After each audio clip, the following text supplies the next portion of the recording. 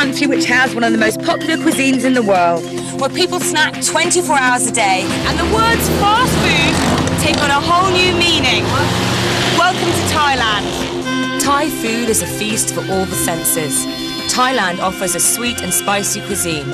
From simple seasonal dishes, the latest Eurofusion, to centuries-old palace recipes, Thai cooking has achieved its distinctive style by blending its own ideas with the best of other Asian countries. The result? A unique cuisine with worldwide appeal.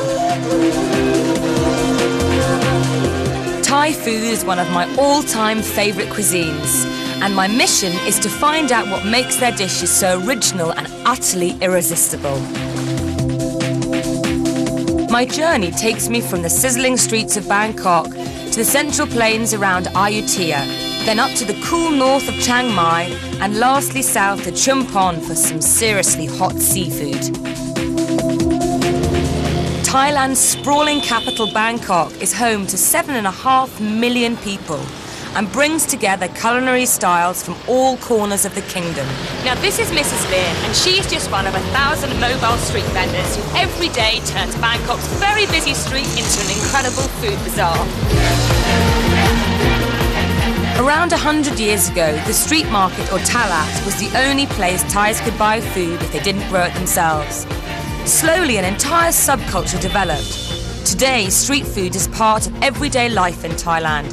Now you can find practically every single item from the sweet and spicy Thai kitchen out here on the street. Now Liam and I have spent 40 very hot minutes getting here to this very busy Bangkok street. And now I'm going to get even hotter cooking her famous banana fritters. Now these are slices of bananas dropped in this delicious little batter which is made with coconut milk, sesame seeds, rice flour and a little bit of water. So I'm going to cook myself a couple here. Woo! Careful not to burn myself in the process. And then I'm going to wait for them to go lovely and brown and crispy, and I'm going to try.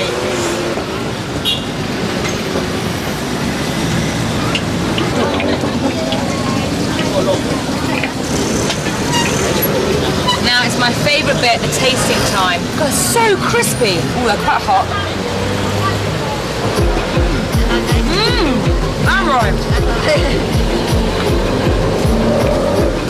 That is so delicious. It's like toffee on the inside, and there's sesame coconut batter on the outside.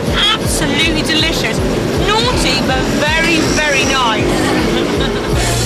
The influence of the Chinese is apparent in all Asian food, and Thailand is no different. Over the centuries, Chinese immigrants have come here in large numbers, making Bangkok's Chinatown a vital part of the city's cuisine. What were once rare Chinese delicacies have now become ordinary ingredients of Thai cuisine. Now, one delicacy which originated in China but is equally popular here now is the bird's nest soup. It comes from the swiftlet bird, and the actual nests are made from their solidified saliva. Very strange indeed, thank you. But apparently, if I eat this soup, it's going to give me a spring in my step and make my hair shiny. So, here goes.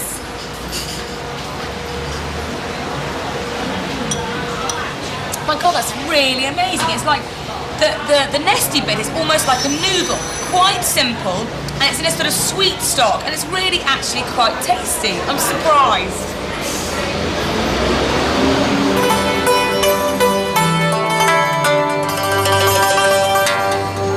Now this is a first for me.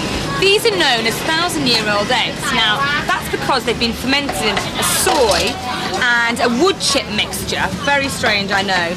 And it's probably not for 1,000 years, but for a pretty long time. Now I'm going to dive in and give these a try. Wow!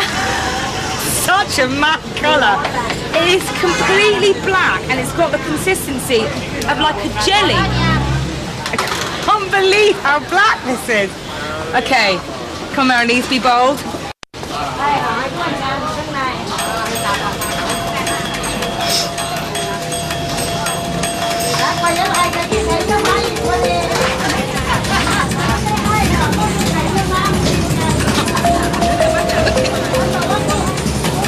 I actually don't know what to say about that, except that I'm definitely going to stick to boiled eggs in the future.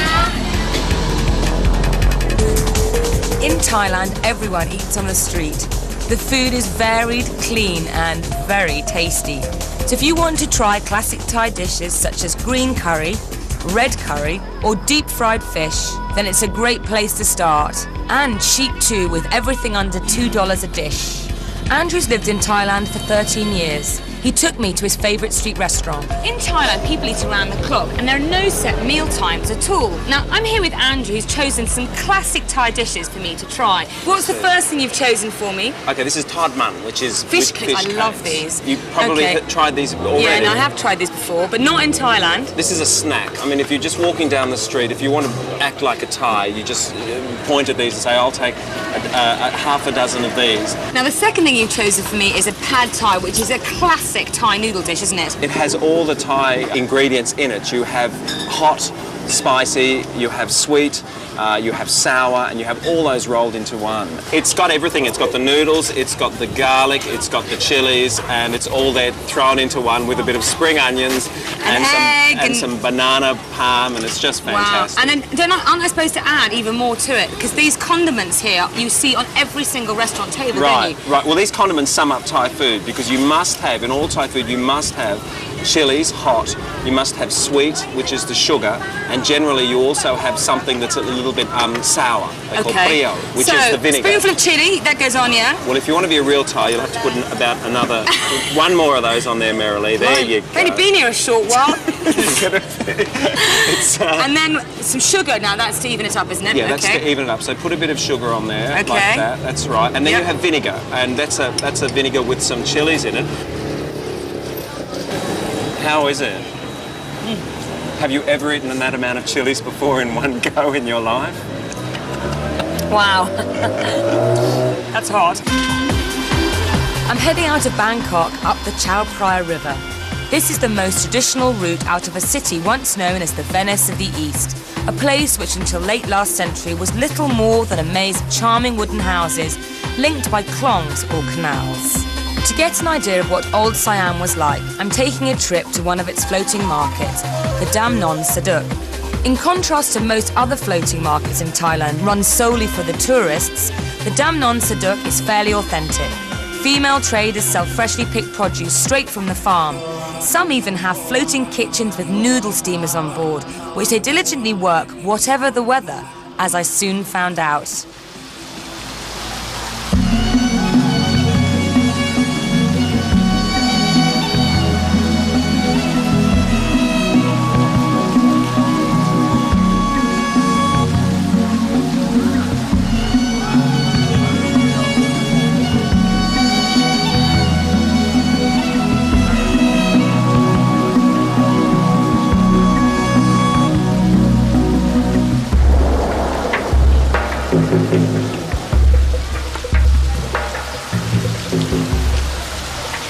Now here in Thailand, people eat small bowls of noodles whenever they're a little bit peckish. These noodles are mainly made from rice flour. And there's two words worth remembering. Nam, which means wet, and hang, which means dry. Can I have fat noodles, hang? I think I've just asked for fat noodles, dry. We'll see. Oh, we've got some, those fat noodles look delicious. And she's blanched the bean sprouts in her chicken stock here. Oh, she's putting on some dried garlic, crunchy prawns, some pork, some coriander, fish sauce. Again, a little peanuts, a little bit of sugar, some dried chili, yes. Lime juice, some wontons, and some crispy prawns. I'm doing very well.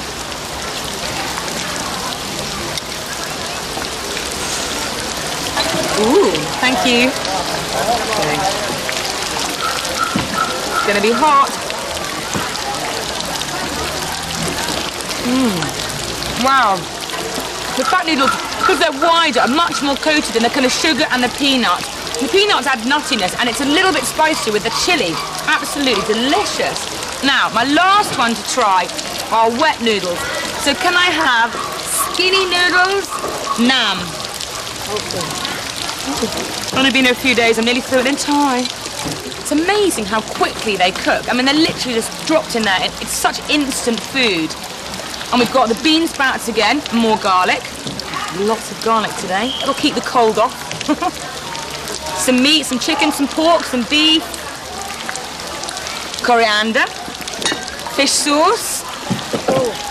Ah, now this is the pork meat, which is in sort of slightly vinegary stock. Ah, and this is the soupy bits. Yummy. Ooh, what's this? Ah, black pepper. Yummy. Oh, thank you. Okay. These noodles in the middle.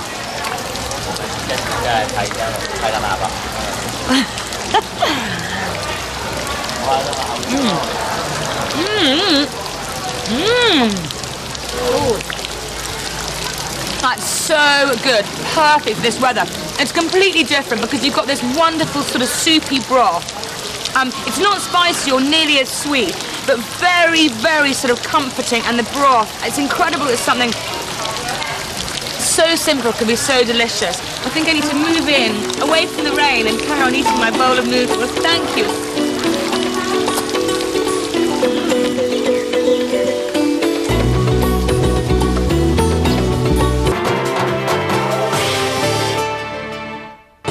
About 50 miles downriver is the Grand Palace of Bangkok.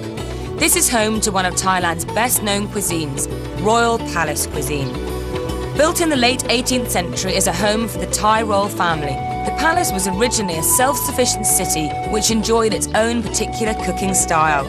Court recipes were jealously guarded from the outside world and shared only with the chosen few. Today, the royal family no longer stay in the palace, but their recipes live on here at the Institute of Culinary Arts.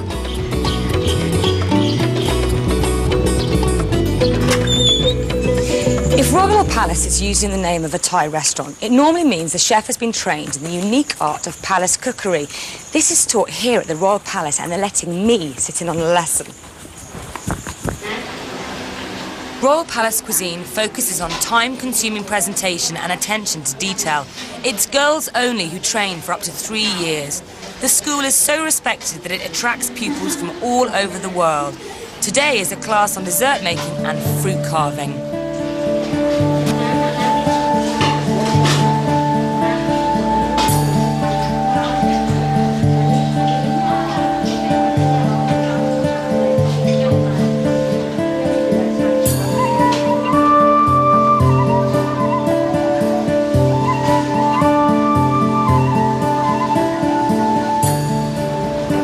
In palace cuisine, they use fruit and vegetable carvings as decoration in the same way that we might use herbs or flowers. And any big feast or festival that goes on in the palace, the people here will make them, and I tell you something, they won't be using mine. The practice of fruit carving was once the preserve of the women of the royal court. But today, many Thais know the basic carving skills, although few can master the advanced techniques of the Royal Palace School. I don't think mine looks anything like the girls next door, and I can't believe how quiet they are in this class. It's very intensive. Royal Thai cuisine used to be served only in the Thai court. However, in the late 1960s, King Bhumibol opened the palace cookbooks to the rest of his kingdom. I mean, it's not surprising I'm having difficulty doing this. The course is actually a year long to do the fruit carving, which is a pretty long time. And marinating after 10 minutes is obviously struggling.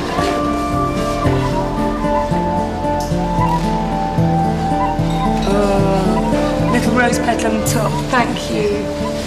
Well, I don't think she thought I did too badly for my first attempt, and I have to say, it might not be as good as these two, but I'm pretty proud of that. Look! After my very tricky lesson at the school, I make a rather royal encounter. Now, I'm here with Chef McDang, who not only is a descendant of the Thai royal family, he's also a celebrity chef here. Right. So what are you going to cook for me today with this mango? It's going to be a savory dish, a fried fish, right. Simple fried fish with a mango salsa. First thing McDang is doing is shredding the mango, julienne style, which means chopping it through to the stone, then slicing it into thin shreds. Next, we add some chilies to the pestle and mortar. And I'm just literally bashing it so that I break the outside, but I don't pulp them. Just releasing the seeds.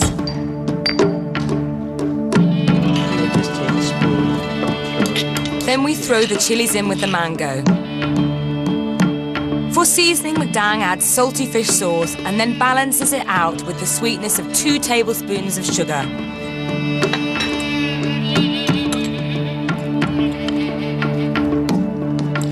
And then taste. You always want to taste this thing. But it's important to taste. Okay, good. Yes, of course. Okay. It should be salty and sweet. Is it salty? Too salty? No, it's not. It's perfect balance. Okay. Next, finely chopped shallots are thrown in with the juice of 2 limes to add a zingy zest to the salsa. I've got sugar, salty, and sort of soury, citrusy. Right. Finally, McDang adds roughly chopped sawtooth coriander and finely shredded spring onions, not only for flavour but colour and texture.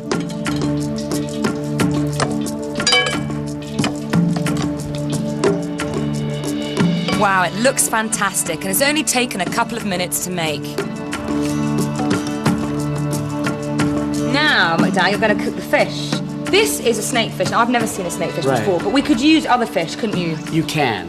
You can use catfish, which you have in where you come from, and we can use snapper would be fine. Okay, and what about something like in a cod? Any firm-fleshed white fish would be quite good with it. Any fish that is not fatty would be fine. McDang then lowers the boned and filleted fish into very hot palm oil.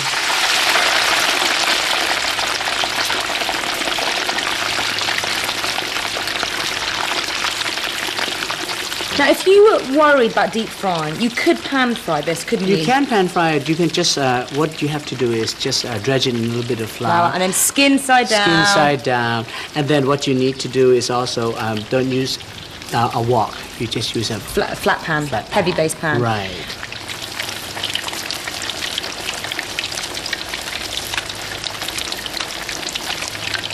But you know, in Thailand, we have 2 kitchens. 2 kitchens? Because the oil is very, very, very hot and it splatters all over the place. And our food, you know, our food is very fragrant. So we have an outside kitchen and an indoor kitchen. So it doesn't smell of curry and frying. That's right. So you could just let it splatter all over the place if you wanted to. It's okay. After roughly 2 minutes on each side, the fish is golden and cooked through. Shake off any excess oil and simply present it on a platter with a bowl of salsa at the side. Now what you do is you take some of this salsa. You're not going to have those 2 chilies, are you? Okay, I'll take them out. God, you're not adventurous. And then you put it in here. But be careful, it's hot. Don't worry, I'm ready.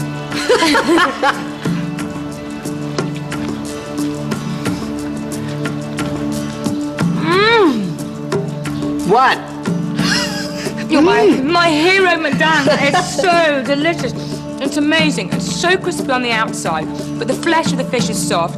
And then you've got salty and sweet and sour, and then the freshness of the herbs. It is absolutely perfection on a plate. You've made me very happy. Good food is better than sex. Sometimes, they say.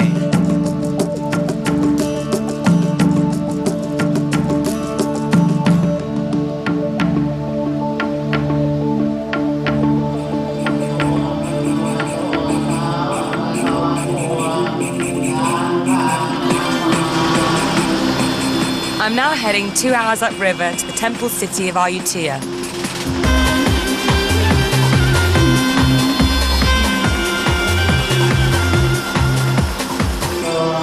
Although much of Ayutthaya is now in ruins, it was once the capital of Thailand.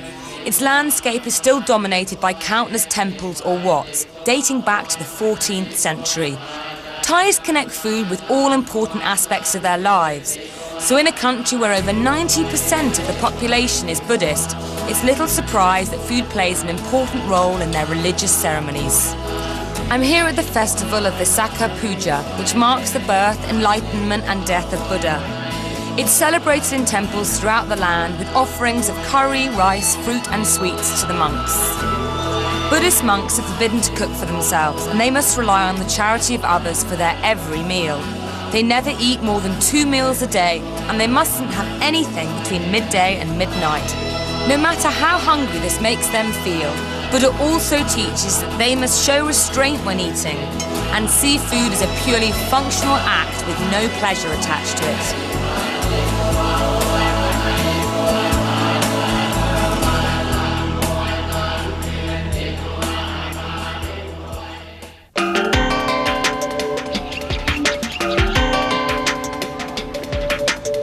After looking at all that food, I've worked up quite an appetite. So luckily I've been invited to lunch with a local family.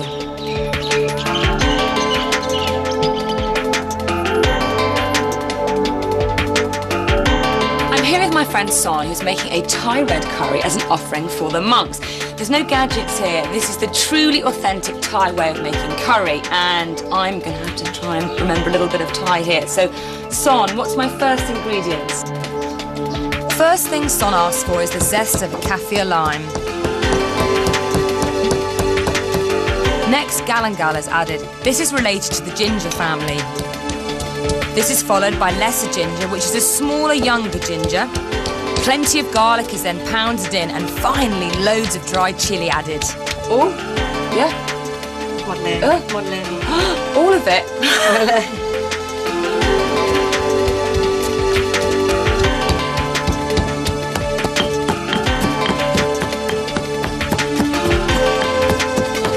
Now the paste is ready, it's time to bring on the oven. This is a classic way of cooking here in Thailand. We've got a fire come barbecue, and we're using the fuel, which is the husks of coconut and charcoal. First thing to add to the very hot wok is the coconut cream, which will act as our oil. After a minute or two, it has reduced to a dense cream. Now we add our freshly made curry paste. Let the paste simmer in the coconut cream for around 3 minutes until an oil forms around the outside. Then it's time to add the chicken.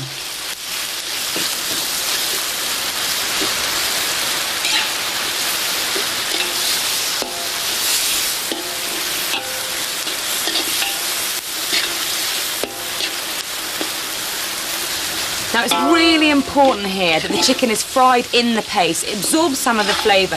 We're just going to seal the chicken before we add our coconut milk. Add a generous amount of the light coconut milk, as this will make the curry sauce. Bring to a simmer and allow it to bubble for 5 minutes.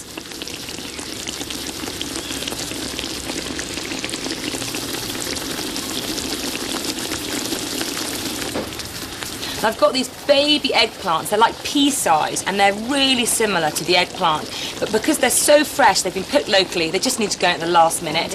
We're also going to add... Oh, they go in now? We're ready? Oh, they can go in now. The curry is seasoned with fish sauce. Finally, whole chilies and holy basil are added.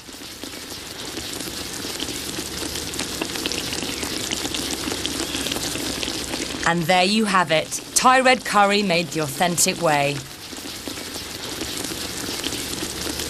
This smells so fantastic. It's our rice. It smells delicious. Okay, I'm gonna taste, yeah? Fruits of our labour. Wow, that is the best red curry I have ever had. I can't believe the difference to one I've had before. I'm sure it's because all these ingredients are so fresh. They've been pounded by hand. The coconut milk's been made by hand. It is mind-blowing. I'm very, very happy.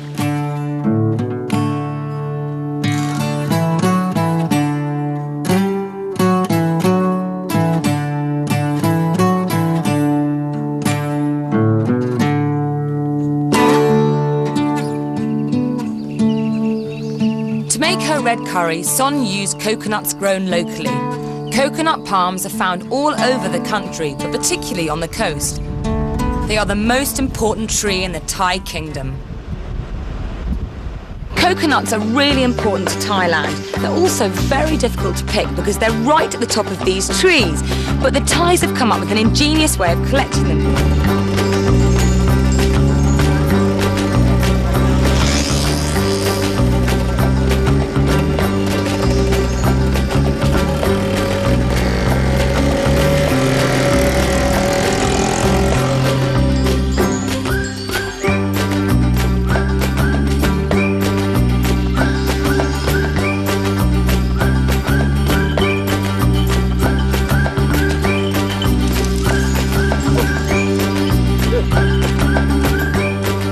Monkeys are specially trained to pick only ripe coconuts.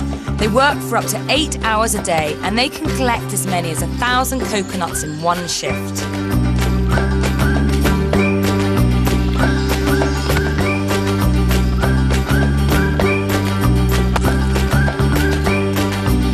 The use of coconut milk in Thai cooking was introduced by Portuguese explorers in the 16th century, who missed dairy products so much they suggested to local chefs that they find an alternative.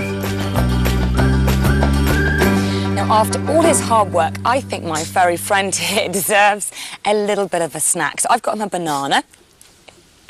Oh, he's got a bit of a cold. He's got very big teeth as well. In Thailand, coconut cream and milk are usually made at home in the traditional way. First, the coconut flesh is grated, then mixed with water and squeezed by hand. This first squeezing is then drained to form coconut cream. More water is then added and the process repeated. This thinner strained liquid is known as coconut milk. An essential ingredient in Thai cooking, the coconut is used in curries, rice, creams and desserts. At a night market 3 hours drive outside Ayutthaya, there's a chance to try coconut in some of its most delicious forms. Now, I'm here at the bustling Prapatom Jetty night market, where coconut takes on a truly decadent meaning. There are yummy, sticky, delicious desserts everywhere, and I'm ready to get stuck in. Hi, one please. Now, sweet sticky rice with fresh mango is a classic dessert here in Thailand. Now, sticky rice is a slightly unusual type of rice. It's slightly thicker, more starchy, which makes it really sticky. And in this case, it's been cooked with coconut milk and sugar. It's served with fresh mango and more coconut milk drizzled all over the top, and it looks delicious. Wow, look at this. Mmm! I can't tell you, that is absolutely delicious. The rice is sticky and sweet. The cream on top, the coconut, is really condensed, and the mango just adds a citrusy taste. It's absolutely fantastic. But I've got to show you something. This mad dessert here, it might look like tar, but in fact, this is made from the skin of coconuts, which have been caramelised with sugar, and then they've added a kind of natural gelatin, and they have it with more fresh coconut, and it looks bonkers, but I'm going to give it a try anyway. Really kind of weird consistency, but here goes.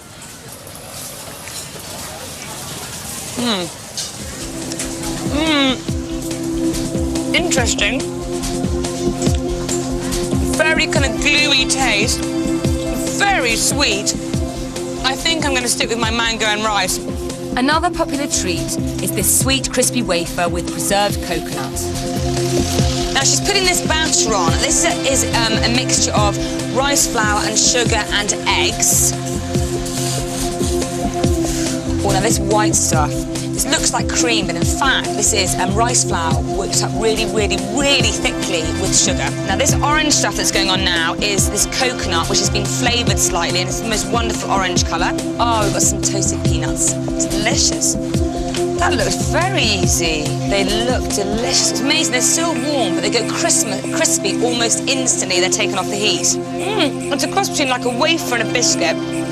And it does taste meringue, the rice flour in the middle, and the coconut, which looks like carrot, does taste really coconutty. And the nuts add a little bit of crunch. It's delicious.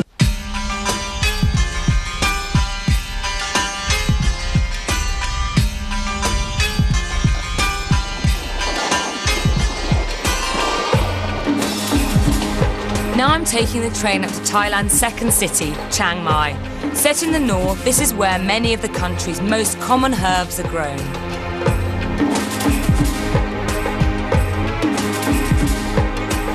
The cooler, wetter climate and lush green hills make perfect conditions for growing kaffir lime, galangal and lemongrass, which are key Thai flavours.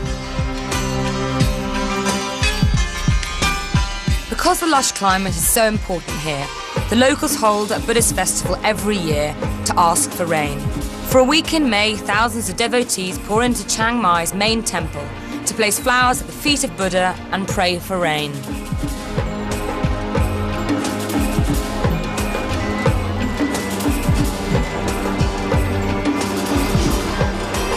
The festival is accompanied by a food fair which offers an array of local specialities. It's the 7th day of the Interkin Festival and people have been praying here all week for rain, and it looks like they're about to be very successful. Now I've come in search of these. These are a very traditional food here in Chiang Mai. It's a spicy sausage. Looks kind of Western, but when you bite into it, it's like Thailand on a stick. Spicy, lemony, and frankly, if it rained, it's going to be the perfect food. Oh, doesn't this look pretty? In our little banana leaf there, we've got some egg and some spring onions, but in fact, this is a bee's larva souffle, which apparently is a speciality here in Chiang Mai. I'm going to give it a taste. That's not too bad at all. Now, insects are all over Thailand, and I quite like the philosophy that if it's in abundance, eat it. So I thought I'd give them a try. Now, apparently these are silkworms, quite posh sounding. That wasn't too bad at all. Move on to this one. Doesn't look quite as nice. Let's see if I can find a little one.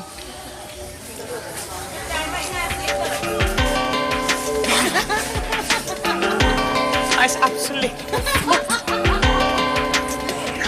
It's enough insects. How disgusting.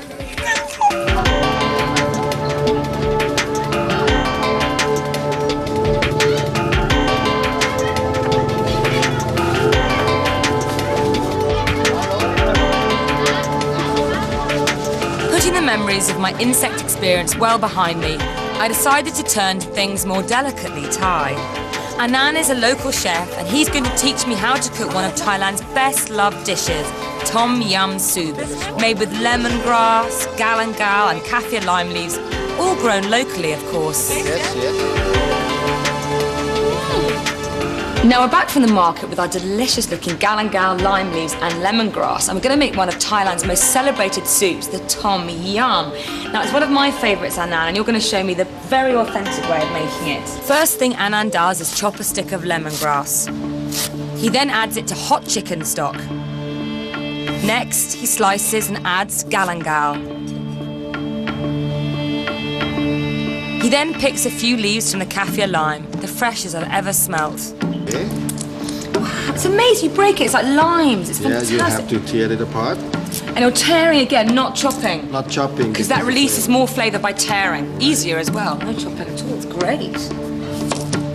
Anand gets me to chop 2 shallots and add them to the stock.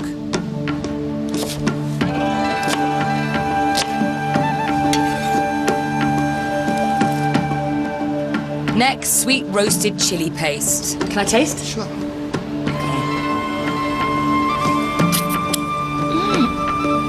That's so sweet, I'm surprised. That's delicious. Add 1 teaspoon of the paste and some of the oil. This will give the soup its lovely red colour. As always, fish sauce is added for seasoning. Then lime juice. It is amazing. The lime juice here is so sweet. It's different. It's not nearly as sort of acidic. It's much softer flavour, isn't it? Now roughly chop 2 tomatoes.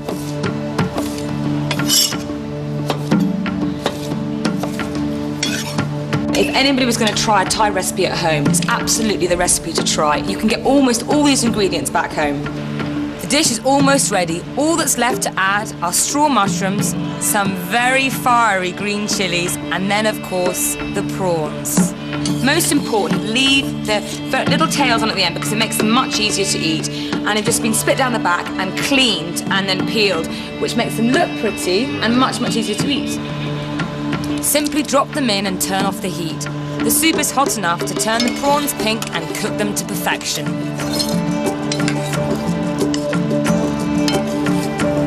Finally, throw in a handful of torn coriander,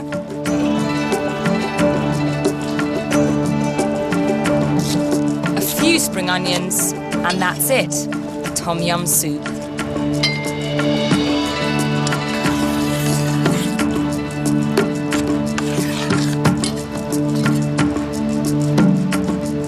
Now it's time to see if Anand's Tom Yum lives up to my expectations.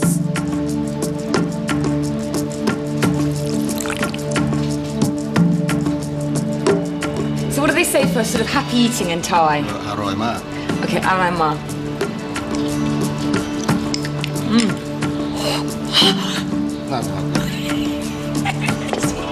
It is if you bite into a chili. Oh, okay, you bite into the chili. It's delicious.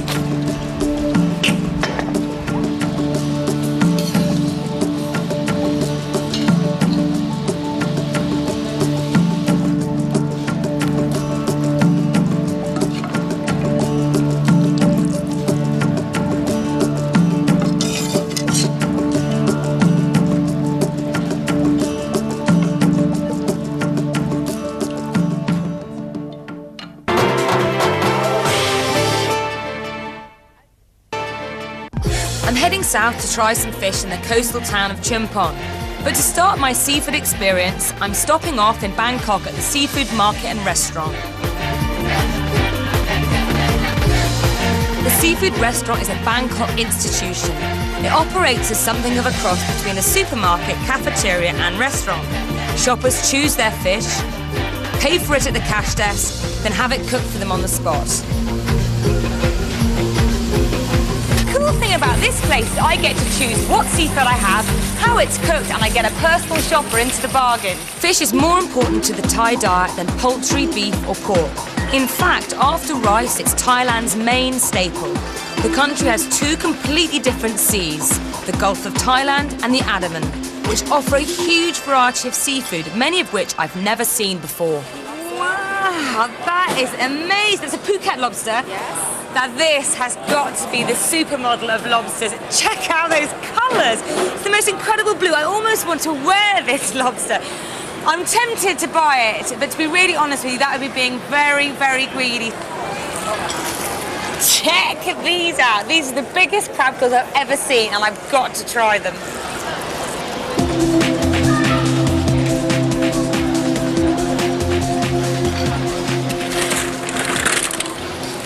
Now I want plenty of these. These are green-lit mussels, as you can see from their wonderful colour, and I think they're going to be delicious. I've chosen so much seafood, I've only got room for a couple of veggies. So I've picked Morning Glory, which is a really traditional Thai veggie, and something I've never seen before. This sprouting stuff here apparently is the tops of bitter cucumbers. Never tried it before, but apparently it's delicious. So it's time to go get cooking. There you go. Now that comes to $46, which means it's not the cheapest meal here in Bangkok, but I can tell you something, these ingredients are fantastic. So I think probably it's going to be one of the best. Thank you. Thai insistence on freshness is best shown here. Chefs use simple cooking methods such as wok frying, roasting and steaming to ensure the wonderful fresh flavours are kept locked in.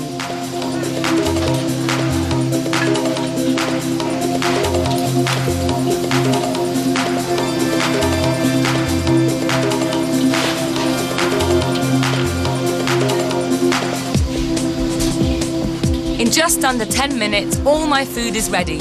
Grilled lobster, wok fried mussels, steamed crab, and the perfect side dish, fried vegetables.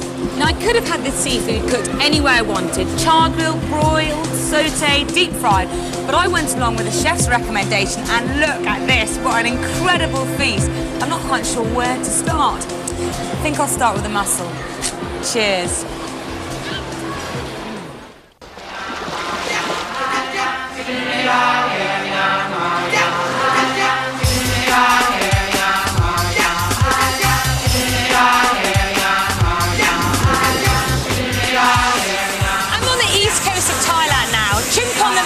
Over there, and Koh Samui is somewhere in that direction.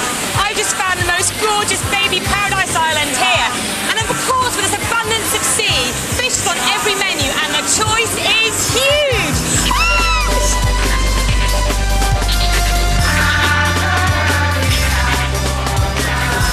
Thailand's 2,000-mile coastline is home to a wealth of fantastic seafood. Sea bass, shark, cottonfish, cuttlefish and all kinds of shellfish are just some of the bounty that the seas of Thailand have to offer.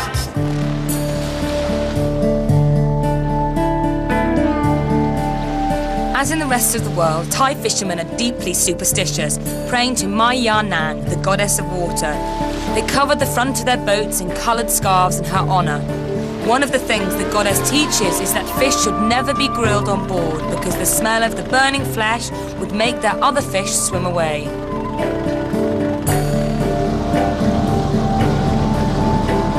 Now I've hitched a ride on this fishing boat to try my luck at some squid catching, and I tell you something, it's really not that very high tech. 2 neon lights here which are going to attract the squid to the surface, a bottle and a hook, and that's it. And apparently I'm going to be reeling them in minutes. Tell you something, it's a bit like a squid disco round here. Squid trapping is an ancient technique which works on the principle that the creature is attracted to the light and gets hooked on its way up to the surface. Problem is, it's a lot harder than it sounds. I felt something, I think I've got one. Okay, I'm going to reel it in. I think I've got one.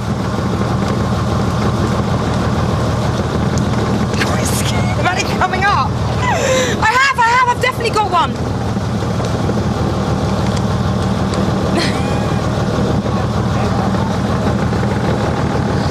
No, I haven't. An hour later and still not a bite. I'm going. God. Okay.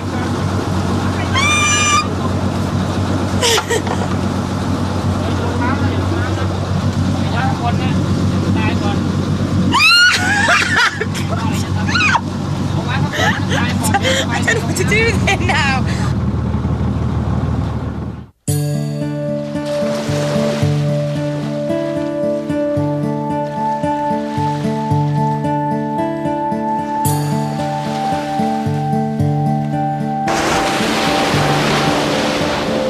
Now, I caught this squid last night, so of course I'm going to use it in a recipe. I'm going to make char-grilled squid with a herb salad and a lime and chilli dressing. And the first thing I need to do is score my squid. This is really important because it helps the squid cook really quickly, and it also helps the wonderful flavours of the marinade really permeate the flesh. Now, I'm not using a very sharp knife here, I'm just using a normal table knife because you don't want to go all the way through, that's quite important. Next, I'm going to marinate these in a roasted chilli paste. This will help the squid to caramelise on the barbecue. Also, add a little vegetable oil and mix it in well. Use your hands if you need to.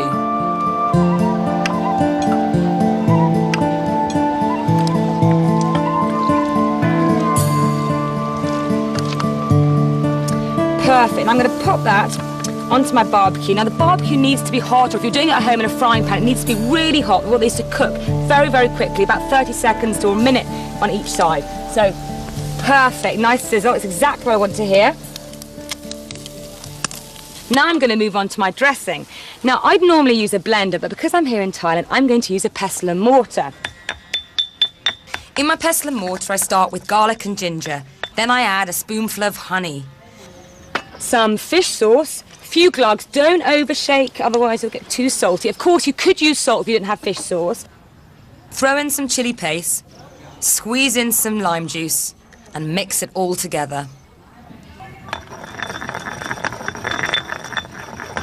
And now it's time to add our oil. Now I'm actually not going to use the pestle for this, I'm going to use a fork, because I want to get a really lovely emulsion. Just drizzle your oil in, whisking with a fork.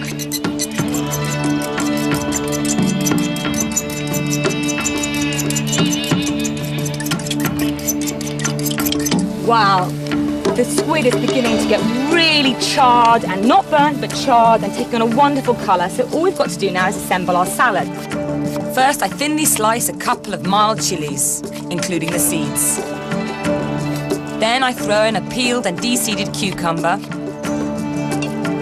some red pepper for colour, a handful of torn coriander, and some chopped spring onions. Now our squid is looking fantastic here, so I'm just going to take it out with my tongs. So really thinly shred. We want to have lots of really thin slices mixed with the salad. We don't want it to be huge lumps of squid and huge lumps of salad, so try and get everything a similar size. Now I'm just going to pop that into my salad. To ensure the salad looks its best, add the dressing at the last minute. Mix really well, and then place into the centre of your serving plate.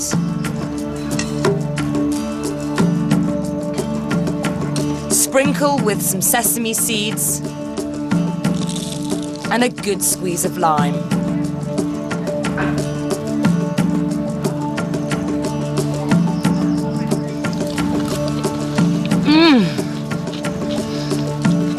Now, that really is my kind of food. It's really quick to make, it's delicious flavours that are really punchy, and to me that is definitely Thailand on a plate.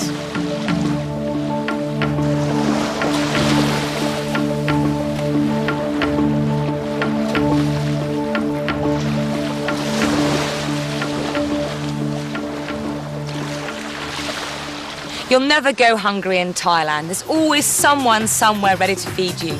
The Thai generosity of spirit can be seen in the care and quality of their food, whether eating at a royal palace, at a Thai barbecue or at a street stall. You always leave with a huge smile on your face.